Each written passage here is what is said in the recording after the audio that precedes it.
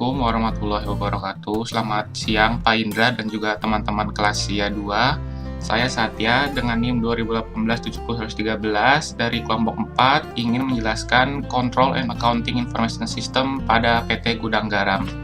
Di sini ada teman-teman saya, yang pertama ada Siti Aisyah dengan NIM 2018-70-113, kemudian ada Debbie dengan 2018-70-152, dan ada Elang 2018-765, dan terakhir ada Jamie 2018-70-125. Yang pertama, saya akan menjelaskan singkat tentang perusahaan Gudang Garam. Gudang Garam itu adalah perusahaan rokok yang terkemuka di tanah air yang telah berdiri dari tahun 1958 di Kota Kediri, Jawa Timur.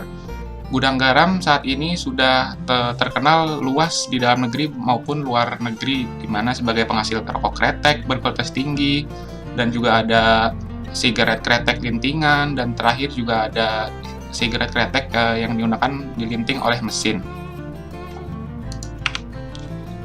Kemudian untuk flowchart bisnis proses Gudang Garam itu ada 5 proses. Yang pertama, aspek kunci, di mana pada aspek ini Gudang Garam menerima, menyimpan, mengelola, serta mengontrol persediaan bahan baku yang untuk diangkut dan kembali lagi kepada pemasok. Kemudian akan diproses ke tahap selanjutnya, yaitu proses input. Di mana pada proses input sendiri itu ada 3 proses. Yang pertama, bahan baku mentah seperti cengkeh, kertas rokok, filter, dan pita cukai rokok disiapkan oleh perusahaan. Kemudian sumber daya perusahaannya akan meracik serta memformulasikan rokok menjadi produk yang bisa dijual di pasaran. Kemudian yang terakhir, standar gudang perusahaan itu harus disiapkan untuk menampung bahan-bahan mentah yang diperlukan untuk pembuatan rokok. Kemudian pada proses selanjutnya itu bagian proses, ada 3 juga. Yang pertama, setelah terkumpul bahan bakunya, kemudian melakukan produksi rokok. Kemudian yang kedua, bahan baku cengkeh itu digunakan untuk dalam pembuatan rokok sebagai bahan utama. Kemudian selain tembakau ya, yang ketiga juga ada gudang cengkeh dan gudang barang jadi adalah tempat menyimpan bahan baku dalam proses pembuatan batang rokok. Dan proses yang keempat yaitu output proses. Di output proses ini juga ada 3 aktivitas yang dilakukan oleh Gudang Garam. Yang pertama, setelah melakukan proses rokok yang sudah siap jadi atau dibungkus dan diberikan label, perusahaan akan mengirimnya kepada yang supplier-suppliernya. Kemudian setelah racikan cengkeh telah siap, dilinting akan dibuat menjadi sebatang rokok. Kemudian yang terakhir adalah invoice dan bongkar muat PT Gudang Garam akan dibuat untuk pengiriman kepada pihak pembeli atau supplier untuk pemasarkannya kepada pembeli lagi. Yang terakhir ada proses outcome, yaitu pada tahap ini rokoknya sudah terbungkus, sudah diberikan pita, sudah diberikan label dan diberikan merek, akan siap dikirim kepada supplier dan siap juga dikirim kepada pasar dan pembeli. Terima kasih, selanjutnya akan dijelaskan oleh teman saya. Oke, next, selanjutnya akan dilanjutkan oleh saya, yaitu Siti Aisyah NIM 2018-137. Di slide ini kita pertama akan ngebahas mengenai sistem persediaan barang dagang pada PT Gudang Garam. Sistem pertama yaitu pramuniaga akan membuat order barang. Ketika pramuniaga sudah membuat order barang, maka pramuniaga akan menyerahkan kepada bagian admin di gudang. Yang kedua, admin pada gudang akan mengecek ketersediaan stok di gudang, apakah stok tersedia atau tidak. Jika stok tersedia, maka bagian admin akan mengirimkan ke swalayan-swalayan yang sudah ada di daftar pelanggan. Jika sebaliknya, jika kosong atau tidak tersedia, maka bagian gudang akan membuat data order barang kosong dengan rangkap 2 dan dikirimkan kepada bagian pembelian. Tahap yang ketiga, bagian pembelian akan memeriksa dan mencocokkan data order pembelian dengan data barang yang kosong, lalu membuat data order ke pembelian. Yang keempat, bagian pembelian akan membuat purchase order dan membuat rangkap 3, kemudian akan diserahkan ke manajer untuk diverifikasi lebih lanjut. Tahap yang kelima yaitu manajer akan menyetujui dan menandatangani purchase order yang sudah dibuat. Yang keenam, PO yang asli akan diserahkan kepada penanggung jawab seperti kepala pertokoan. Lalu dari situ akan dikirimkan kepada bagian admin di gudangnya. Dan sisanya akan disimpan pada internal file si perusahaan tersebut. Tahap ketujuh yaitu PO akan dikirim ke supplier melalui sales dari si supplier tersebut atau akan dikirimkan melalui fax dengan mengonfirmasi via telepon. Dan yang terakhir, berdasarkan PO, supplier akan membuat surat jalan atau faktur pembelian dan mengirimkan barang ke swalayan. Di slide selanjutnya kita akan membahas mengenai rumusan masalah pada PT Gudang Garam. Rumusan masalahnya itu apa aja sih? Yang pertama itu ada bagaimana penerapan sistem persediaan barang dagang di PT Gudang Garam. Rumusan masalah yang kedua yaitu apakah penerapan sistem persediaan barang dagang di PT Gudang Garam sudah efektif atau belum. Nanti akan dilanjutkan oleh rekan-rekan saya. Nah, di slide yang ini yang terakhir akan saya jelaskan yaitu ada 5 komponen KOSO yang akan merangkap mengenai rumusan-rumusan masalah pada gudang garam tersebut. Yang pertama, ada control environment atau lingkungan pengendalian. Di perusahaan ini cara kontrol lingkungannya melalui kayak gaya operasi atau manajemen PT Gudang Garam Tbk akan menekankan pentingnya laporan-laporan dari pihak bawahan, konfirmasi atas barang dagang, konfirmasi atas pembelian, konfirmasi atas produk yang kosong. Itu penting untuk dikonfirmasikan kepada pihak atas. PT Gudang Garam pun mempunyai aturan yang harus dipatuhi oleh perusahaan ataupun karyawannya. Yang pertama, manajemen memberikan kode perilaku yang dikondisikan untuk menciptakan hubungan bisnis antar karyawan agar bertindak jujur kepada pemasok, konsumen, dan semua pihak yang berhubungan dengan perusahaan. Selain itu, kepuasan pelayanan kepada para konsumen juga perlu diperhatikan. Tidak hanya kita hanya menjual, tapi ya udah seenak aja gitu.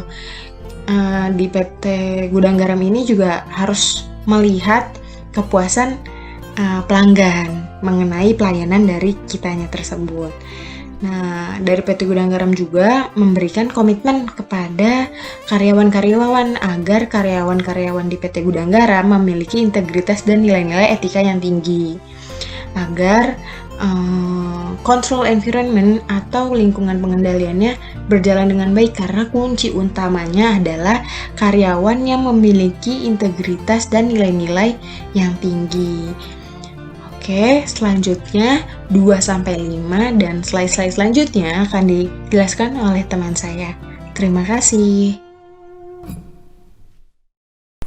Selanjutnya, saya Debbie Lutfiatul Aini dengan NIM 2018-70152 akan melanjutkan penjelasan mengenai komponen Komite of Sponsoring Organizations atau COSO. Yang kedua di sini ada Control Activities atau aktivitas pengendalian. Yang pertama dari Control Activities yaitu desain dokumen-dokumen persediaan barang dagangan sudah tercetak urut dan sesuai dengan aturan yang ada dalam perusahaan. Yang kedua, pemisahan tugas PT Gudang Garam Tbk. Maksudnya adalah PT Gudang Garam Tbk sudah menerapkan pemisahan tugas sesuai dengan job description yang ditetapkan oleh perusahaan. Yang ketiga, mengamankan harta dan catatan perusahaan. PT Gudang Garam Tbk mengamankan harta dan catatan perusahaan dengan melakukan penyimpanan data pada aplikasi komputer yang bisa terhubung ke seluruh divisi pada perusahaan. Yang keempat di sini menciptakan adanya pengecekan independen. Maksud dari pengecekan independen di sini adalah pengecekan independen atas pekerjaan karyawan lain PT Gudang Garam Tbk melakukan pengecekan yang terstruktur, seperti bagian penerimaan barang dagangan yang diterima oleh bagian gudang. Awalnya faktur dicek oleh karyawan bagian penerimaan barang, lalu disahkan oleh kepala bagian gudang. Yang ketiga di sini ada risk assessment atau penentuan risiko. Penentuan risiko persediaan barang dagangan yang ada pada PT Gudang Garam Tbk dilakukan dengan pertimbangan produk-produk kebutuhan sehari yang masa pakainya sudah lewat, akan mengakibatkan berkurangnya penjualan atau menimbulkan kerugian bagi perusahaan. Nah, untuk mengatasi hal tersebut, perusahaan menentukan syarat pada saat barang diterima dari supplier. Perusahaan juga mengadakan stok opnam yang dilakukan sebulan sekali untuk memeriksa kebenaran atau kewajaran dari masa pakai dari setiap produk dan mengecek jumlah fisik di gudang, supaya barang yang pertama masuk yang seharusnya pertama keluar. Yang keempat, di sini ada information and communication. Semua transaksi sudah dilakukan dengan sistem terkomputerisasi, memberikan pemahaman mengenai prosedur pembelian barang dagangan, penerimaan barang dagangan, dan pengeluaran barang dagangan. Lalu yang kelima, di sini ada monitoring. Pemantauan persediaan barang dagangan dengan melakukan stok opnam setiap bulannya agar kita dapat mengetahui keadaan sebenarnya yang sudah tersedia di dalam gudang, mengotorisasi dan mencatat persediaan agar tidak terjadi kesalahan atau tindak kecurangan di bagian produksi atau gudang. Selanjutnya akan dijelaskan oleh teman saya.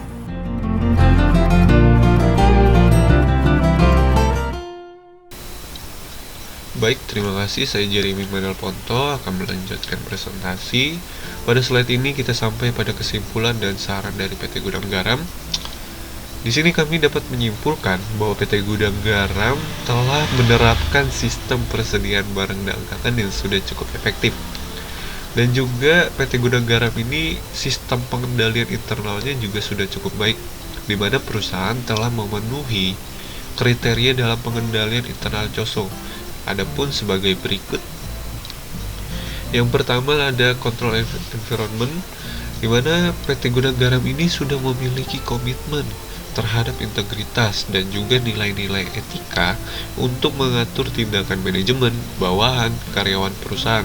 Jadi PT Gudang Garam ini sudah mempunyai aturan-aturan di dalam perusahaannya dan juga nilai-nilai etika di dalam perusahaan untuk mengatur tindakan para manajemen, bawahannya, dan juga karyawan perusahaan. Yang kedua ada control activities, di mana PT Gudang Garam ini sudah membuat dokumen persediaan barang dagangannya sudah tercetak urut dan sesuai dengan aturan yang ada di dalam perusahaan.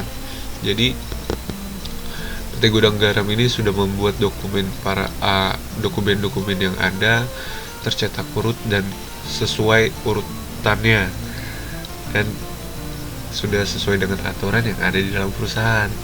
Kemudian perusahaan juga sudah menerapkan pemisahan tugas di dalam perusahaannya dan menetapkan job desk masing-masing. Nah, PT Gudang Garam ini sudah menerapkan yang namanya segregation of duties pada bagian masing-masing dan kemudian menetapkan job desk-nya masing-masing. Yang ketiga ada risk assessment. PT Gudang Garam juga telah menentukan risiko persediaan barang dagangannya dengan melakukan pertimbangan terhadap produk-produk dengan baik. PT Gudang Garam juga sudah melakukan penerapan stok opname secara berkala pada setiap bulan untuk mengecek keadaan barang yang sebenarnya dengan yang telah tercatat. Jadi PT Gudang Garam ini sudah melakukan yang namanya pencatatan secara berkala pada setiap bulannya, di mana untuk mengecek keadaan inventory atau barang dagang sesuai dengan yang telah tercatat dengan yang sedang ada di gudang. Oke, slide selanjutnya akan dilanjutkan oleh teman saya. Terima kasih. Selanjutnya saya Elang Pandu akan menjelaskan kesimpulan dan saran yang keempat, yaitu Information and Communication. Information and Communication, proses transaksi sudah melalui sistem online dan tersusun secara rapi pada database perusahaan. Kemudian aliran informasi sudah disusun secara rinci dan sudah terorganisir dengan baik untuk kemudian disalurkan kepada departemen yang membutuhkan informasi tersebut. Nah, di sini arus informasi dari PT Gudang Garam sudah terjadi dengan baik, sehingga suatu informasi yang masuk ke dalam PT Gudang Garam maka akan diketahui oleh departemen lainnya. Kemudian yang kelima ada monitoring. Semua kegiatan transaksi serta aktivitas perusahaan sudah dimonitoring dan diawasi dengan ketat. Misalnya pada gudang dilakukan stok opnam dan jika ada barang masuk ataupun keluar dari gudang, perlu adanya pengotorisasian oleh atasan sebelum barang bisa keluar atau masuk. Nah, di sini stok opnam digunakan untuk mengetahui jumlah barang yang ada di dalam gudang sudah baik atau belum, sudah benar atau belum, atau masih kurang. Nah, kemudian pengotorisasian juga dilakukan agar barang yang masuk atau keluar dapat diketahui apa tujuan keluar dan apa tujuan masuk ke dalam gudang tersebut. Kemudian selanjutnya ada keterbatasan yang dihadapi oleh perusahaan. Perusahaan tidak memiliki backup data secara manual pada sistem proses pencatatan persediaan barang dagang. Nah, hal ini akan sangat fatal jika suatu data terkomputerisasi di dalam PT Gudang Garam mengalami kerusakan, maka jika tidak memiliki backup data secara manual, hal ini menjadi sangat fatal.